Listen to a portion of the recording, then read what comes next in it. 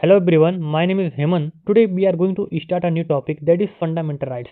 तो आज हम इस वीडियो में फंडामेंटल राइट्स के इंट्रोडक्शन के बारे में जानने वाले हैं और साथ ही साथ कुछ क्वेश्चन भी जानेंगे जैसे कि फंडामेंटल राइट्स होता क्या है, फंडामेंटल राइट्स कहाँ पे रिटन किया गया है, किस पार्ट में है, इसका आर्टिकल क्या है और fundamental rights private person that means individual के साथ इन्फोर्सेबल है कि नहीं, स्टेट के साथ तो है ही, क्या वो प्राइवेट पर्सन के साथ इसको हम इन्फोर्स करा सकते हैं कि नहीं। तो ये सारी बातें हम इस वीडियो में जानेंगे। तो चलिए देखते हैं। तो आर्टिकल 12 to 35 जो हमारा फंडामेंटल राइट्स है, इसका जो आर्टिकल है 12 से लेकर 35 तक है और पार्ट 3 में है ऑफ इंडियन कॉन्स्टिट्यूशन के। ठीक। तो सेकंड क्वेश्चन क्या था कि फंडामेंटल राइट्स होता क्या है।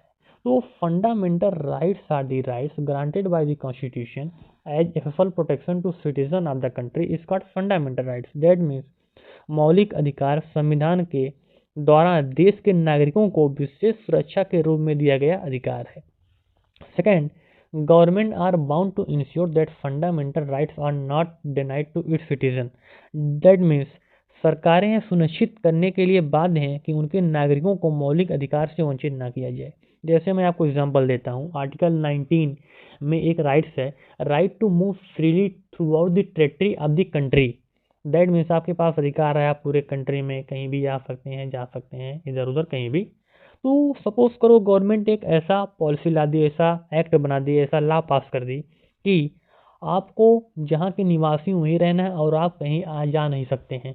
तो ये तो हमें पहले से ही हमें ये आर्टिकल गिवन था। दैट मीन्स ये राइट्स हमें मिली हुई है कि हमें कहीं भी जाने से कोई रोकेगा नहीं, ये हमारा अधिकार है। बाद में सरकार ऐसा लॉ नहीं लाएगी, ऐसा कानून नहीं लाएगी कि इससे हमारी जो फंडामेंटल राइट्स है इधर उधर जाने की, ये हमसे ले ले। तो यही ये कह रहा है, governments are bound to ensure that fundamental rights are not denied to its citizen. That means सरकार ने सुनिश्चित करने के लिए बांध है कि उनके नागरिकों को मौलिक अधिकारों से वंचित ना किया जाए।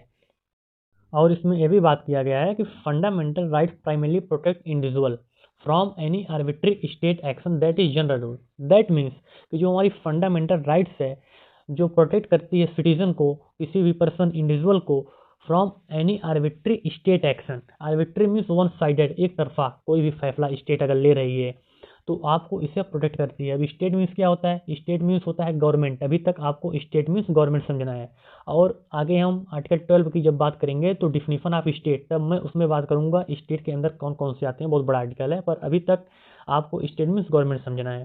तो इसका जो मेन कहने का मतलब है इस लाइन का कि कोई भी स्टेट ऐसी पॉलिसी ला रही है जो हमारे खिलाफ हो, जैसे राइट टू स्लीप, हमारा आर्टिकल 21 में एक आर्टिकल है। अब राइट टू स्लीप स्टेट ने ऐसी पॉलिसी ला दी कि आपको सोना ही नहीं है, आपके आसपास मिलिट्री लगा दी, पुलिस लगा दी कि इनको देखो कि सो ही ना पाए।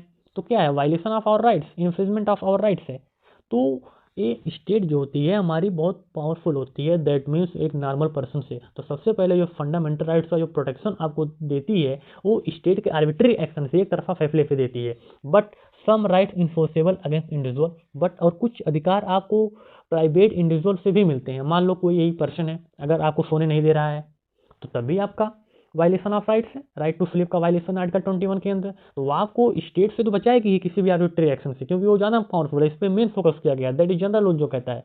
बट कुछ और ऐसे राइट्स हैं जो हम किसी प्राइवेट इंडिविजुअल के खिलाफ इन्फोर्स करा सकते हैं। अगर ऐसा कोई करता है, you have right, you can go to court and enforce our rights. For example इसमें दिया गया है, the constitution abolish untouchability and also prohibits वेगार। This provision acts check both on state action as well as private individual. देखिए इसमें कह रहा है abolition of untouchability, that mean छुआछूत।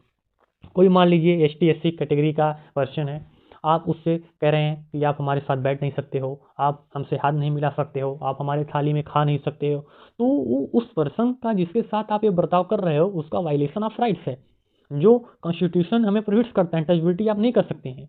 और आल्सो प्रोहिबिट्स बेगार, ऐसा कोई व्यक्ति को आप पकड़ लें जिसको काम करा रहे हैं और उसको पैसा भी नहीं दे रहे हैं, और अगर दे भी रहे हैं तो जो उसका मेन 250 मान लो होना चाहिए, आप 100 रुपया दे रहे हैं, तो क्या है, ये वायलेशन ऑफ आवर राइट्स है, ये फंडामेंटल राइट्स है हमारी का वायलेशन है, जो कॉन्स्टिट्यूशन रोकता है, स्टॉप करता है।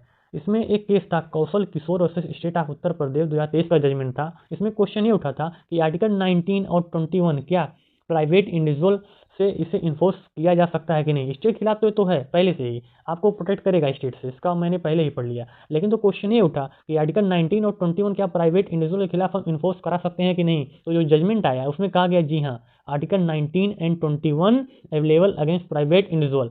आप आर्टिकल 19 और 21 इन्फोर्स करा सकते हैं। अगर कोई नॉर्मल सिटीजन, आपका पड़ोसी हुआ, आपका रिलेशन में कोई व्यक्ति हुआ, अगर ऐसा कर रहा है, आपके पास राइट्स है, आप इसको कोर्ट में इन्फोर्स करा सकते हैं। You have right, you can go to court and enforce our rights.